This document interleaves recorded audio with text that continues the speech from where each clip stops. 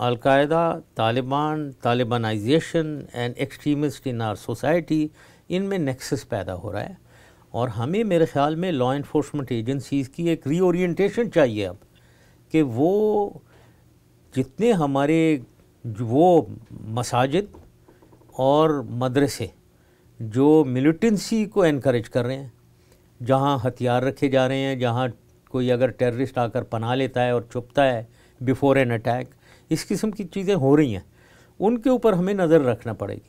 تو یہ سارا کچھ ہو رہا ہے، اور یہ حکومت کو بالکل بتانا چاہیے کوئی اس میں یہ جنگ ہماری جنگ ہے، اور ہمارے لیے بہت سیریس جنگ ہے یہ، but it happens to be in the interest of the world also. تو اس میں بالکل کھل کے بتانا چاہیے، اس میں کوئی میں نے تو کبھی بھی نہیں آپ کی تو بالکل مسٹر پریزیڈنٹ، آپ بالکل، آپ کی جو some of your most forceful and the best speeches have been کہ دا تھریٹ از انٹرنل۔ آپ تو بہت کہا آپ نے صاف طور سے کہ the threat to Pakistan during that time was not external, is internal، اور آپ نے بات کی۔ ہم نے یہ تو سنا ہے لوگوں نے کہ امریکہ 1989 میں چھوڑ کے چلا گیا اور پھر یہ بات ہوئی، مگر جو بات ہم نے نہیں لوگوں نے سنی ہے وہ یہ کہ ہم نے خود اپنی فارن پالیسی کے گولز کو بڑھانے کے لیے یا جو بھی کچھ تھا، نان اسٹیٹ ایکٹرز کو ہم نے یا سکھایا، پڑھایا یا ان کو پالا۔ جب تک لوگ اگر یہ سمجھیں گے کہ بھئی یہ ہمارے سکھائے پڑھائے والے لوگ ہیں اور اب یہ ان کی بندوقیں ہماری طرف آ گئی ہیں اسٹیٹ، تو لوگ پھر ذرا آپ کے خیال میں یہ نہیں ہے کہ وہ زیادہ اس بات کو سمجھیں گے؟ یہ مطلب یہ کمپلیکس ایشو ہے 1979 سے، اگر تھوڑا سا میں ٹائم لوں، یہ 1979 سے شروع ہوئی ہے یہ کشمکش، میں کہوں گا ہمارا ٹرموائل ایک ہمارے ایریا میں۔ افغانستان میں سوویٹ انویژن ہوئی اور انہوں نے آکیپائی کر لیا۔ 10 سال اس کے بعد 1979 سے 89 تک ایک جہاد وہاں لڑی گئی، جس میں مجاہدین لائے گئے، جس میں طالبان کو ٹرین کیا گیا، عام کیا گیا اور اندر بھیجا جائے۔ یہ مجاہدین کو 25-30 ہزار آئے۔ اس کے بعد 89 سے 2001 12 سال یہ جو میں آپ نے کہا کہ ہم ابینڈن کر دیے گئے، امریکہ اور کولیشن فورسز ساری چھوڑ چھاڑ کے چلی گئیں، اور وہ جو 25-30 ہزار مجاہدین تھے وہ وہاں ہولڈ اپ بیٹھے ہوئے، وہ ان کی نہ ریہیبلیٹیشن نہ ری سیٹلمنٹ، سارا اس کی وجہ سے وہ کویلیس کر کے القاعدہ بن گئے۔ پھر طالبان آ گئے 95-96 میں، اور طالبان آئے، انہوں نے 90% افغانستان سویپ کر کے آکیپائی کر لیا۔ اب پاکستان کو کوئی اور چارہ نہیں تھا کہ طالبان کو ریکگنائز کرتے، کیونکہ یہ سارے پشتون تھے، اور پشتون لنکیجز ہماری ایتھنک لنکیجز تھیں فرنٹیئر میں اور بلوچستان میں۔ اس کے ساتھ ساتھ کشمیر میں فریڈم سٹرگل شروع ہو گئی۔ فریڈم سٹرگل شروع ہوئی تو وہاں اس میں پبلک سمپتھی تھی پوری پاکستان میں۔ مجھے یاد ہے پورے پاکستان، یہ جیش محمد، یہ لشکر طیبہ وغیرہ جو ہیں، یہ تو کشمیر کی وجہ سے پیدا ہوئے ہیں، اور اس کے علاوہ درجنوں اور ایسے مجاہدین گروپس تھے، انڈیپینڈنٹ مرسنری گروپ، جو جا کر لڑنے کو تیار تھے۔ پبلک سمپتھی تھی، اپنے بھائیوں بہنوں کے ساتھ کشمیر میں جا کر انڈین آرمی کے ساتھ لڑنے کو تیار تھے۔ وہ اس میں ایک پالیسی حکومت کی تھی جس میں سمجھتے تھے کہ انڈیا مسٹ کم آن دا نیگوشیٹنگ ٹیبل، اور وہ نیگوشیٹنگ ٹیبل پہ آ نہیں رہے تھے، تو یہ سوچا گیا کہ یہ پرابلی میں لو کاسٹ آپشن، ہاں یہ چل رہا تھا۔ Whether government was turning a blind eye or encouraging, یہ مجھے نہیں معلوم، لیکن مجھے یہ معلوم ہے کہ ان کے ریکروٹمنٹس وغیرہ ہوتی رہتی تھی کھلے عام ہر طرف۔ تو یہ ایک دور سے ہم گزرے ہیں جس کا امپیکٹ پورے ہماری سوسائٹی کے اوپر ہوا۔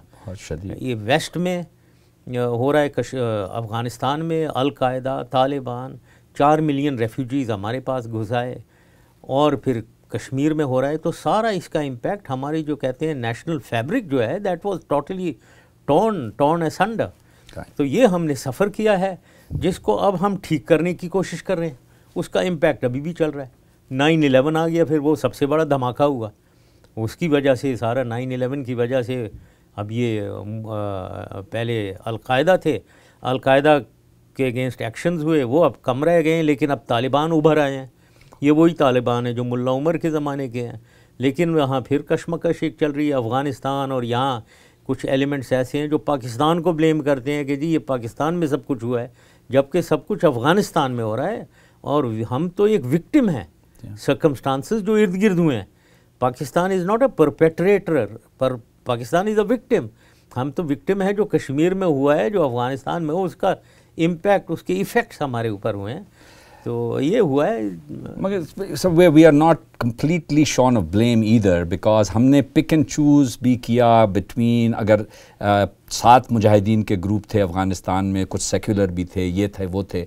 हमारे जो हमने पिक एंड चूज़ किया तो हमने मजहबी जमातों को किया. कश्मीर में भी अगर पिक एंड चूज़ किया तो यानी हमारे भी कोई कॉन्शियस पॉलिटिकल पॉलिसी डिसीशंस हमने ऐसे लिए जिसकी वजह से मेरे ख़्याल में हम यहाँ पहुँचें.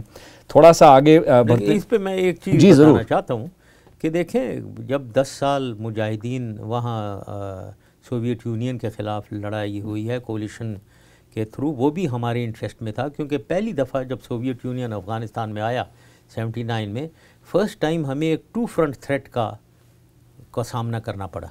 ईस्ट से तो था थ्रेट, अब वेस्ट से भी आ गया थ्रेट.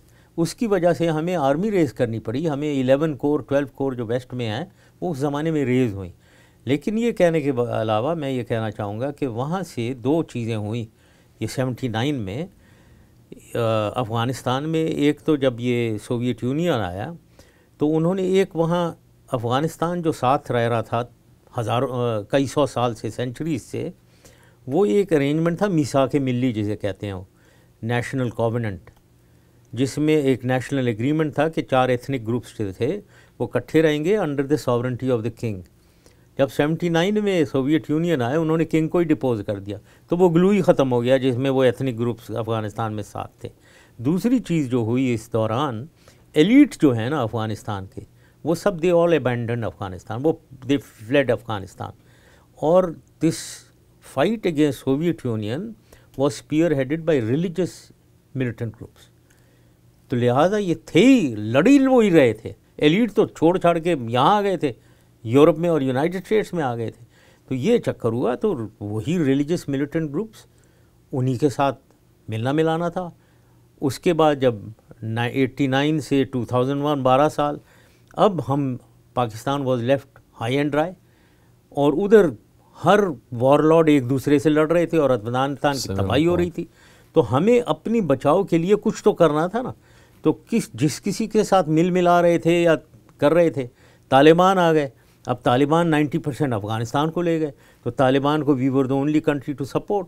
इसलिए कुछ कंपल्शंस भी थी हुकूमत की, और कुछ अब आप जो कह रहे हैं गलत लोगों को सपोर्ट किया. नहीं, मेरे ख्याल में वेल वो सही या गलत तो बाद में विद हाइंडसाइट आदमी कह सकता है, लेकिन उस वक्त किसी को तो मेन इशू was पाकिस्तान को बचा कर रखना है. ये 12 सालों में जो रेवेजिंग हो रही है अफ़गानिस्तान, उसमें पाकिस्तान के इंटरेस्ट को प्रिजर्व करना है, पाकिस्तान को बचाना है. तो उसके मुताबिक हुकूमत एक्ट कर रही थी, सही या गलत जो कुछ भी. मगर 9/11 से पहले भी पाकिस्तान के अंदर एक सेक्टेरियन वायलेंस की लहर जो थी वो तो पहले से यानी एक बढ़ती चली जा रही थी.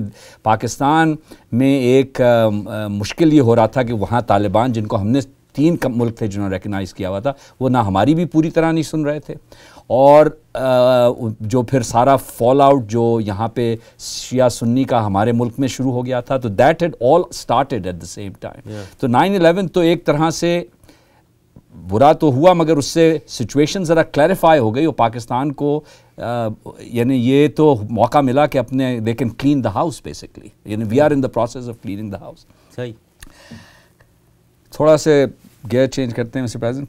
कुछ इंडिपेंडेंट सियासी तज्जिया निगारों की राय में नवंबर 3, 2007 के बाद आपने कुछ तारीखी नौयत के इक़दामात उठाए, जिसकी मिसाल उनके कहने पे पाकिस्तान की तारीख़ में नहीं मिलती, बल्कि वो ये कहते हैं कि आमराना तारीख़ अगर दुनिया में देखी जाए वहाँ भी कम है. आपने अपनी वर्दी उतारी, आपने एक साफ़ और शफाफ इलेक्शंस करवाए, उसके नतीजे में आपने एक पीसफुल ट्रांसफ़र ऑफ पावर एक अपोजिशन की जमात को किया, और जब वक्त आया तो आपने डिग्निफाइड तरीक़े से रिज़ाइन करके सदारती महल छोड़ दिया. मगर आपके जो नक़ाद हैं वो ये कहते हैं कि ये सब कुछ आपने अमेरिका के दबाव, पाकिस्तान के अवाम के दबाव, और ये तक कहते हैं कि फ़ौज के दबाव के तहत किया.